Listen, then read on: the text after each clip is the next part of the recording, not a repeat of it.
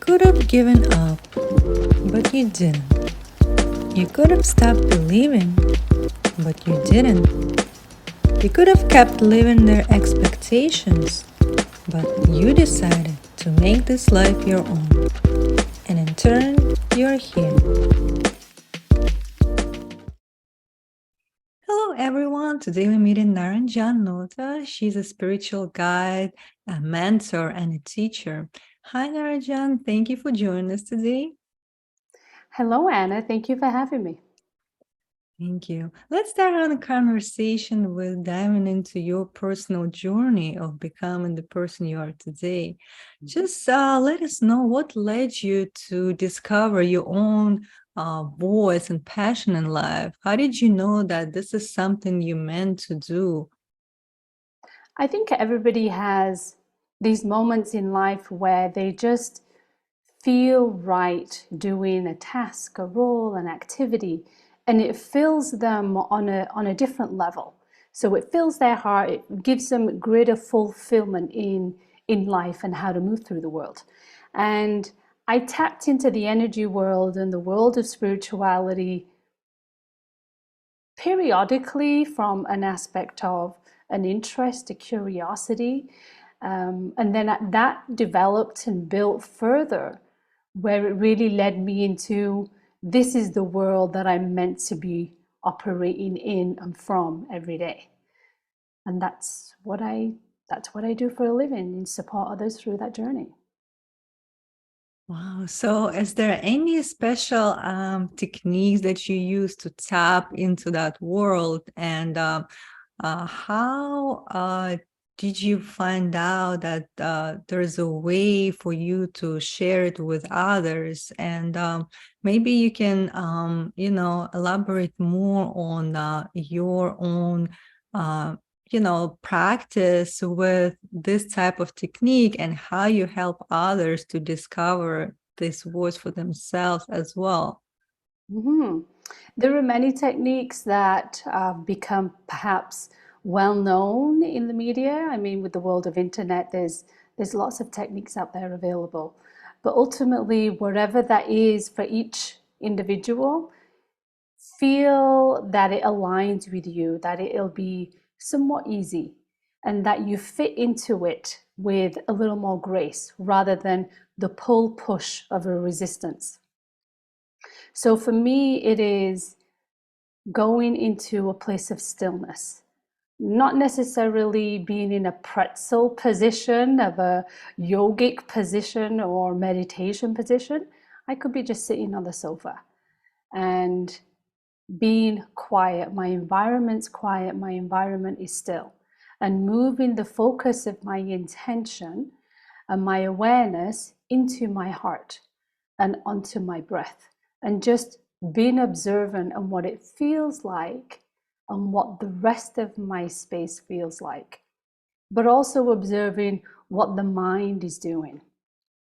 The mind is a beautiful gift that it does so much.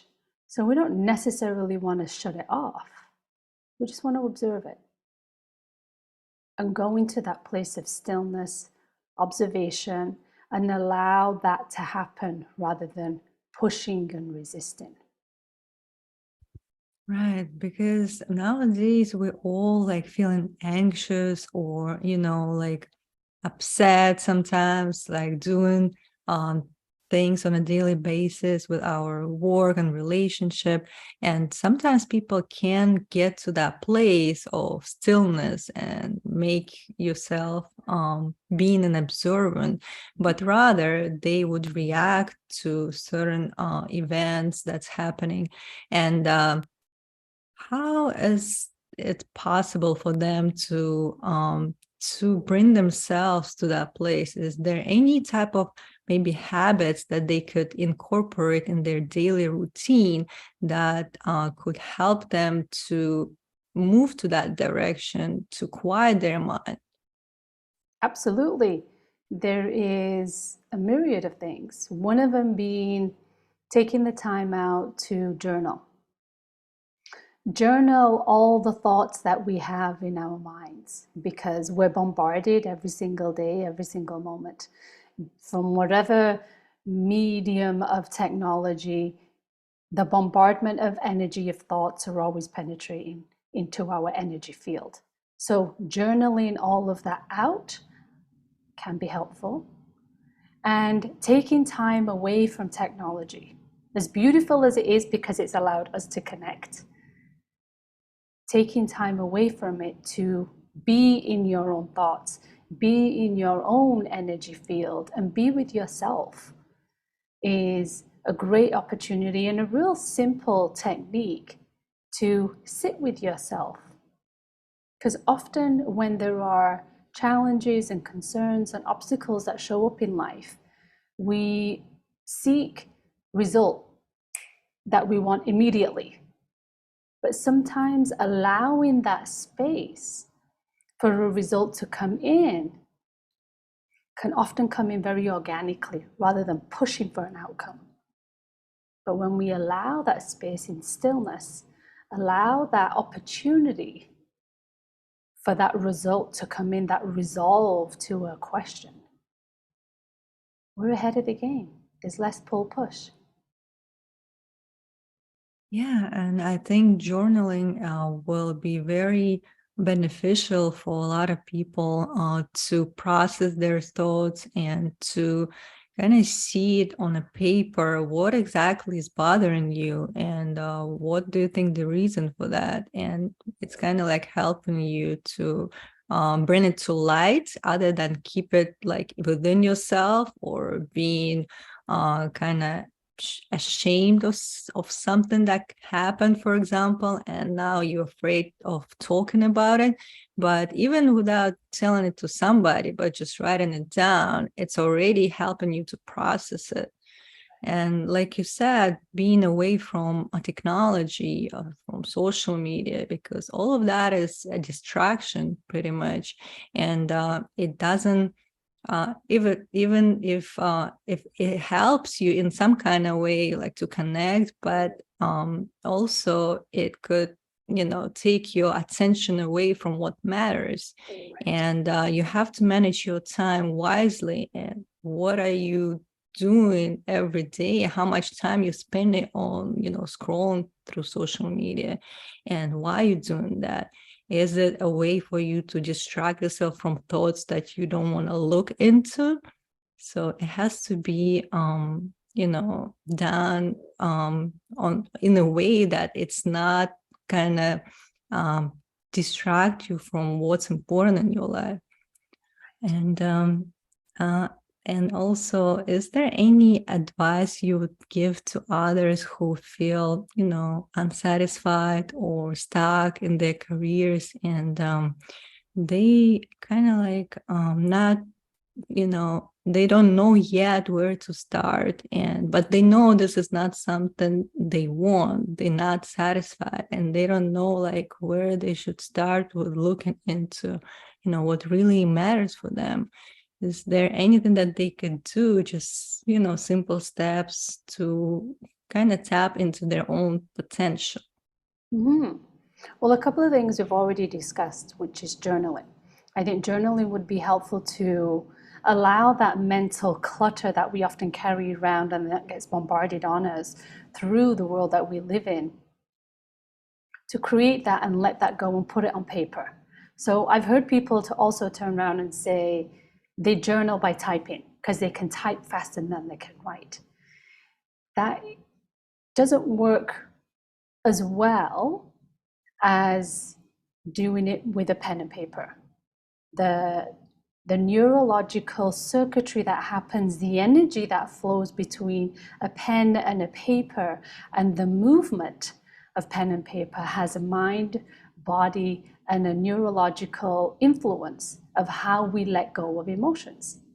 So that would probably be the first thing, to take time to reflect and put the thoughts that you're challenged with, or maybe the desires that you want out of life, put them on paper. And then carve out time for yourself, whatever that looks like, whether it's sitting with a cup of coffee and enjoying it and really relishing the delicious flavors of it, or going for a walk, taking time out with friends, but taking time for yourself in that solitude space to reflect on what is it you really want.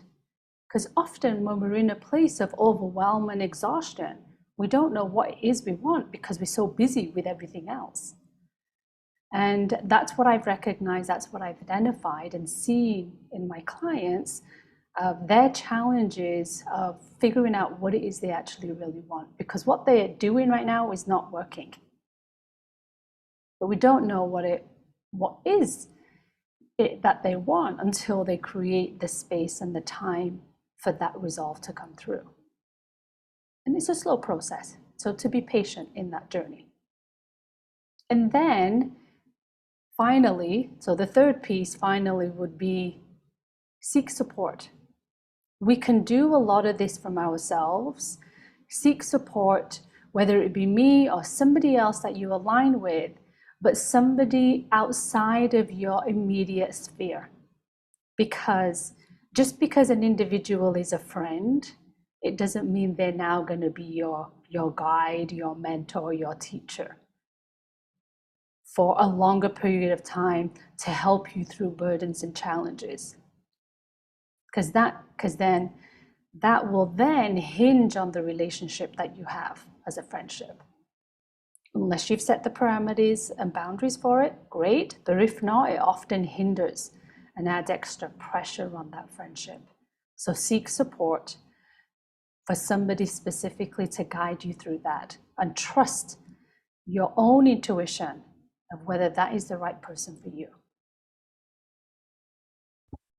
Yes, and I think we don't really prioritize our mental health enough to the point that we kind of like, we don't look for that support. We think we can do everything on our own, and that, you know, that aspect of having somebody by your side, it's for some people it's more like some kind of weakness to ask for help, which is in reality is the opposite. For you to be ready to kind of go to that next level and help yourself, it's really a courageous act. So if you are at, at that place where you can find that spiritual guide or mentor for yourself, it will help you tremendously.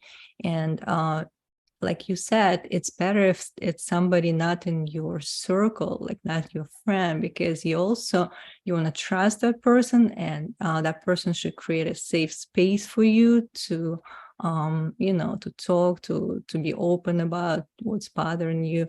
But also you can be sure that it's not going to affect your relationship with that person.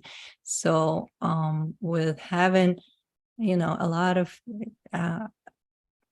teachers out there, you can find somebody you're aligned with and see if that's the right person for you. But it is very important to know that you need somebody to help you with that journey. So you can try doing it alone, but if it's not working for you, you know that you can find a person who can help you and kind of like facilitate that process. And that's when you prioritize your own health. That's when you gonna start kind of like looking for something that you never did before, but that there are tools out there, especially nowadays, available for you to become a better version of yourself, to let go of what didn't serve you before, but to realize that you need somebody else's perspective on what you're struggling with. Sometimes you don't see it, you don't know what that is, but that person will help you to find that. Absolutely. Yeah. I often equate it to when we look to gain higher knowledge. We go to school, we go to college, we go to university, we get a bachelor's, master's. So we accept that we need teachers and guides on the academic stream. So why is it so difficult for us to accept that we need teachers and guide on a spiritual and an emotional stream? It's still part of us. So I want to just put that out there in terms of a different perspective, to accept that it's okay to get support from a mental and spiritual aspect as well.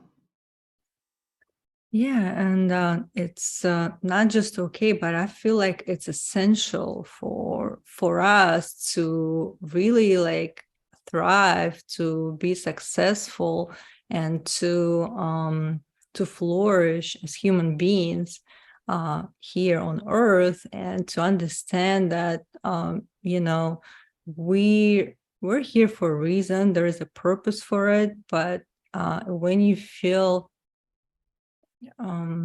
that you're kind of lost and you don't know why you're here, so it's for you to find out what is the bigger purpose, right? And also to understand your own emotions, what they're telling you. Are you on the right track? Are you aligned with your mind, body, and all of the other realms of yourself? Are they aligned? And if not, what is it that hindering you? What is limiting you? And again, like, it's in the end, it's for you. You're gonna feel so much better. You're gonna be more successful. Success for everybody is something different. What is success for you, not necessarily success for everybody else. But if you want to be successful in your own sense, you have to kind of use the tools available to bring yourself to that place. And again, our emotions telling us if something is off, then you have to look into that. And with the help of a guide or a teacher, it could be done in in a much better and safer way, and it will just be beneficial for you overall. Yeah. Absolutely, the opportunities are all there. It's up to us as individuals to take control and take the responsibility for what is it I want out of this thing called life. Do I want to continue going to a job that doesn't fulfill me? I have a choice. Doesn't mean I'm going to quit it, but I have a choice of how to navigate that, so maybe I can get more enjoyment, or what's the next path that I need to take to get another job, or look for other avenues that can give me that fulfillment that I'm really seeking. It's our responsibility to do it. But also recognizing the true purpose of what we're here is not to be challenged and to push through things. When things come to us with ease, we know we're in alignment. So for instance, if there's a heavy rain downpour and you're at the store and you're inside of a store, typically it happens in the summer. You're inside a store and the rain is coming down real heavy. Are you gonna barge out to get to your car while the rain is going, knowing it's gonna stop? Or do you wait a couple of minutes? Allow the rain to come through and then leave the store after. That is working with the energies of what's easy and what's in flow, rather than resisting and walking out when it's raining. That is the resistance of, I'm just going to push through it. But the world and life isn't meant to be really pushed through. As human beings, we are often told to push through. But it's our responsibility to tap into our own hearts and our own intuition to recognize when there's an opportunity of ease that I can leverage and that I can pursue. rather than resistance. Yeah, resistance is something that came in, like we were a child, we were taught that you have to show your strength by just doing it no matter what. Don't, you know, kind of like some people didn't have that space to reflect on how they feeling, or they suppressing their emotions, and they've been maybe even either, you know, like trained, or like they just got used to that pace that they go on with in their lives, and they don't stop and question themselves, but why are they doing that? It kind of became like on autopilot for them. And that pattern is, again, like it's coming back in your adult life, where you don't know where it came from. And with you not questioning or kind of bringing it to light, and what you're doing is not serving you, you would not find out that this is something that you have to release and maybe like adjust and change the way you're doing things. So we don't have to continue doing what we're doing because we did it before. And usually people, you know, they would say, but this is how I've done it all my life. And so what? You don't have to continue doing that. You don't have to. So it's your choice. You're making choices every single day. And it's okay for you to change what you choose in today. So you are not obligated to, you know, being the person you've been 5 minutes ago. And knowing that, it gives you more freedom to realize that I can change at any point of my life. I don't have to continue doing that. And for some reason, we just, you know, we kind of been thinking about it as if we already, you know, programmed, and there's nothing for us to change, but it's not the truth. And again, it starts with you. It starts with every one of us to tap into our own inner wisdom, our intuition, and like you said, to not resist and push, but rather align with the energy and make it, you know, flow easily and effortlessly for us. And this is how it should be. We shouldn't struggle or like suffer. It's not what it is. It's not what life is. But in the same token, over 90% of our thoughts, habits, and behavior have been dictated from yesterday. And if we keep tracing that back, over 90%, that's a huge number of how we move through today has already been written from yesterday. So changing that habit, because this is neuroscience, right? When we create the neurons, when we fire them, they get wired together.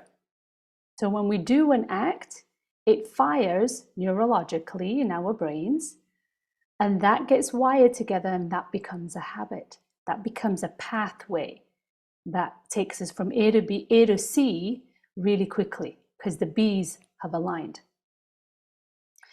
However, in order to make a change, it will be a little bit challenging, because rather than, for instance, brushing my teeth with my right hand now, which is what I've been doing since I was a child, I'm going to do it with my left hand.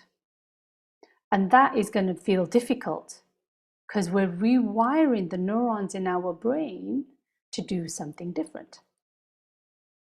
And that goes in the same light of all the other habits and behaviors. I say certain things, I behave in a certain manner with certain people, colleagues, friends, teachers, community people. The interaction, the conversation, the dialogue that's happened. If you want to change that environment, you have to make a conscious effort to do it and not roll on the default of yesterday. Because when we roll on the default of yesterday, we already know what's going to happen tomorrow. So making a change is going to be challenging. It is going to be a little uncomfortable. But when we're in that place, we know we're changing and we're in control of that change.